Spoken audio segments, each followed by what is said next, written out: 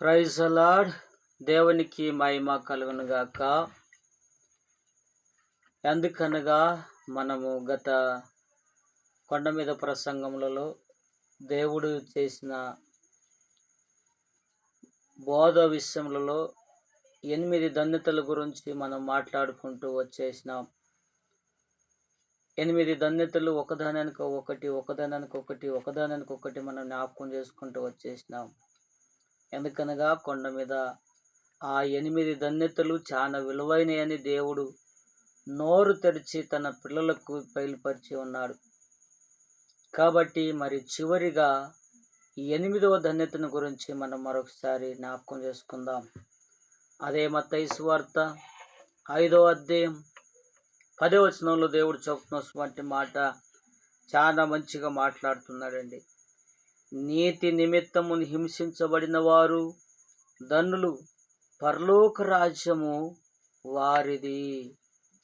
దేవుడు చెబుతున్నటువంటి మాట, భూమి మీద ప్రతి మనిషి నీతిమంతునిగా బ్రతకాలి. నీతిమంతునిగా బ్రతుకుతే కొన్ని విషయాలలో చాలా హింసలు వస్తాయి, బాధలు వస్తాయి, సమస్యలు వస్తాయి.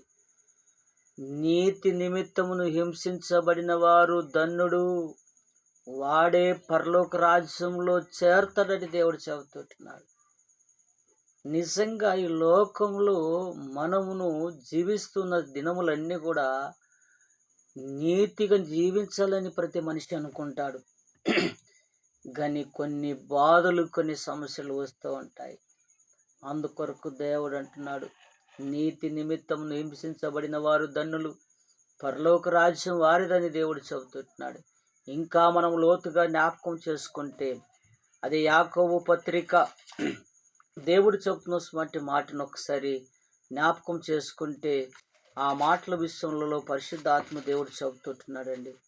ఏమని మాట్లాడుతున్నాడు మనం చూస్తున్నప్పుడు అక్కడ చాలా మంచిగా మాట్లాడుతున్నటువంటి మాటను ఒకసారి జ్ఞాపకం చేసుకుందాం. యాకోబు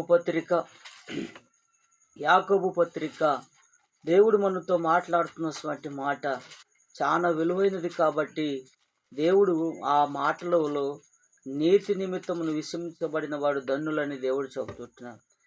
మొదటి అధ్యాయం 12వ వచనం, శోధన సహించువాడు ధన్యుడు, అతడు శోధనకు నిలిచిన వాడై ప్రభువును తానును ప్రేమించు వారికి వాగ్దానము చేసిన జీవకిరటమును పొందును. ఇక్కడ దేవుడు చెప్తున్నటువంటి మాట ఏంటంటే, నీతి నిమిత్తమును దేవుడు చెప్తున్నటువంటి మాటలు మనం చూసినట్లయితే శోధన సహిస్తూ ఉంటాడు. మనిషి జీవితంలో శోధన సహిస్తాడని దేవుడు చెప్తున్నాడు. అందుకోసమే యాకోబు పత్రికలో మొదటి అధ్యాయం 12వ వచనం, శోధన సహించువాడు ధన్యుడు, అతడు శోధనకు నిలిచిన వాడై ప్రభువును తానును ప్రేమించు వారికి వాగ్దానము చేసిన జీవకిరీటమును పొందుతాడని దేవుడు చెబుతున్నాడు. దయచేసి ఈ మాటలు దేవుని యందు భయభక్తులు కలిగిన ప్రతి బిడ్డే ఈ కొండ మీద ప్రసంగంలో చివరి మాటలో దేవుడు మాట్లాడుతున్నటువంటి మాట ఆ యొక్క విషయంలో చాలా మంచిగా ఆ దేవుని రాజ్యం విషయంలో మాట్లాడుతున్నాడు.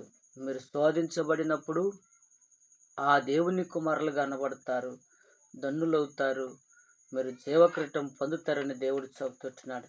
చివరి ఇంకొక మాటను మనం జ్ఞాపకం చేసుకుంటున్నప్పుడు అక్కడ చెబుతున్నటువంటి మాట ప్రకటన గ్రంథం 2వ అధ్యాయం 10వ వచనంలో దేవుడు చెబుతున్నటువంటి మాట ఇంకా మంచిగా లోతుగా మనం జ్ఞాపకం చేసుకుంటే, నీతి నిమిత్తమును హింసించబడిన వారు ధన్యులని దేవుడు చెబుతున్నటువంటి మాట, వాళ్ళే దేవుని రాజ్యమును చూస్తారని దేవుడు చెబుతున్నటువంటి మాట మనం చూస్తున్నాం. చూడండి, ప్రకటన 2వ అధ్యాయం 10వ వచనంలో దేవుడు చెప్తున్నాడు, ఇదిగో మీరు శోధింపబడినట్లు అపవాది మీలో నుండి కొందరిని చెరలో వేయబోచున్నాడు. అపవాది 6 దినములు శ్రమ కలుగును, మరణం వరకు నమ్మకముగా ఉండుము, నేను నీకు జీవ కిరీటమును ఇచ్చేదనని దేవుడు చెబుతున్నాడు. ఇదిగో మీరు శోధింపబడినట్లు అపవాది మీలో కొందరిని చెరలో వేయబోచున్నాడు. 6 దినములు 6 అపవాది వేయుచున్నాడు. 10 దినములు శ్రమ కలుగును. 10 దినములు శ్రమ కలుగునని దేవుడు చెప్తున్నాడు. నిజానికి చెప్పాలంటే ఇదిగో దేవుడు మనతో మాట్లాడుతున్నటువంటి మాట, చాలా మంచిగా దేవుడు చెబుతున్నటువంటి మాట అదండి. అందుకొరకు అంటున్నాడు అక్కడ, ఇదిగో మీరు శోధింపబడినట్లు అపవాది మీలో కొందరిని చెరలో వేయబోతున్నాడు. అంటే శోధనలో వేయబోతున్నాడు. మనకు 10 దినములు శ్రమ కలుగుతుందని దేవుడు చెప్తున్నాడు. ఆయనను మరణం వరకు మీరు నమ్మకంగా ఉండండి, అప్పుడు మీకు జీవ కిరీటము దేవుడిస్తానని దేవుడు చెప్తున్నాడు. దయచేసి ఆ అపవాది వచ్చి నీతి నిమిత్తమును మనము శోధించబడుతున్నప్పుడు ఆ దేవుని యొక్క రాజ్యంను చూడలేక, దేవుని రాజ్యం పొందకుండా అపవాది శోధనలోనికి వేస్తుంటాడు. తన రాజ్యం నాకు పిలుచుకుపోవడానికి, జీవక్రిటము తొలగించడానికి.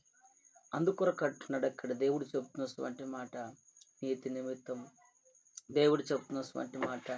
ఆ కొండ మీద ప్రసంగంలో నీతిమంతునిగా బ్రతకాలని దేవుడు చెప్తున్నటువంటి మాట మనం చూస్తున్నాం. చివరిగా ఇంకొక మాటను మనం జ్ఞాపకం చేసుకుంటున్నప్పుడు అదే మత్తయి సువార్త 25వ వచనం 25వ వచనం 25వ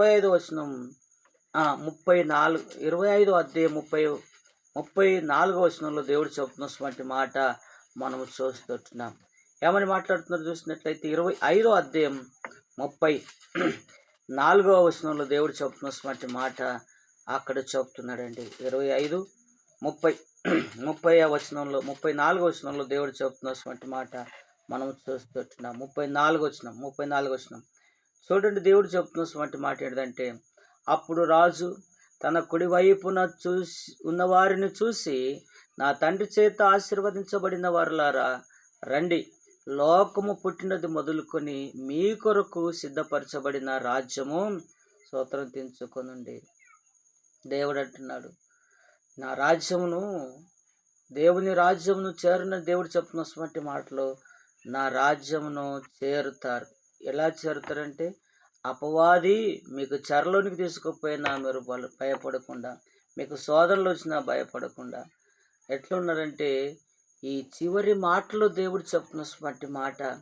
అందుకొరకు అంటున్నాడు, దేవుడు వస్తున్నాడు ఒకరోజు వచ్చి అక్కడ నిలబడి కుడివైపు వాళ్ళను చూసి అంటున్నాడు. ఏమంటున్నాడంటే, నా తండ్రి చేత ఆశీర్వదించబడిన వారులారా రండి, నేను మీ కొరకు సిద్ధపరిచిన రాజ్యంలో మీరు ప్రవేశించండి అని దేవుడు చెప్తున్నాడు. అదే మాటనండి దేవుడు చివరిగా ఆ కొండ మీద ప్రసంగంలో దేవుడు చెప్తున్నటువంటి మాట. అందుకొరకే అంటున్నాడు అక్కడ. ఆ మాటను ఎందుకు మళ్ళీ ఆ చివరిలో అది విలువైన మాట ఎందుకు చెప్తున్నాడంటే, ఆ మాటను చెప్తున్నాడు. 10వ వచనం మరొకసారి చదువుదామండి. నీతి నిమిత్తము హింసించబడిన వారు ధన్యులు, పరలోక రాజ్యము వారిది. నీతిమంతునిగా బ్రతుకుతున్నప్పుడు ఆ బ్రతకనీయకుండా శోధనలో చెరలో వేస్తుంది, శ్రమలు తీసుకొస్తుంది అపవాది తీసుకొస్తున్న ప్రతిదీ కూడా జయించిన వాడు జీవకిరీటం పొందుతాడు. 10 దినములు శ్రమ కలిగిన గరగని, 10 సంవత్సరాల శ్రమ కలిగిన గరగని, లోకంలో శ్రమలు కలిగిన గరగని, దేవుడు వచ్చేటప్పుడు దేవుని మాటకు లోబడిన బిడ్డగా ఉంటే, అందుకొరే కట్టున్నాడు, నా తండ్రి చేత ఆశీర్వదించబడిన వారులారా రండి, లోకం పుట్టినది మొదలుకొని మీ కొరకు సిద్ధపరిచిన రాజ్యమును మీరు స్వతంత్రించుకుని దేవుడు చెప్తున్నాడు. అందుకొరకే నీతి నిమిత్తం హింసించబడిన వారు ధన్యులని ఈ చివరి మాటలు చాలా విలువైన మాట. ఏంటిదంటే, ఆయనున్న రాజ్యంలో మనకు ఉండడానికి దేవుడు ఆ మాటను పలికిన్నాడండి. నిజంగా ఆ ధన్యతను గురించి చెప్పాడు. ఆయనున్న రాజ్యంలో మనం ఉండాలని దేవుడు ఆ మాటలు చెప్పాడు. ఈ చిన్న మాటలు దేవుడు దీవించి ఆశీర్వదించును గాక. ఆమేన్.